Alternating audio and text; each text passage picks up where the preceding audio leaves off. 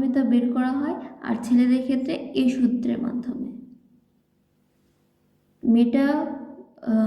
Metabolic BMR, যেটাকে বলা হয় বেসিক মেটাবলিক রেট, এটা একজন মানুষের বিশ্রামরত অবস্থায় কতখানি ক্যালোরি প্রয়োজন তা বোঝায়।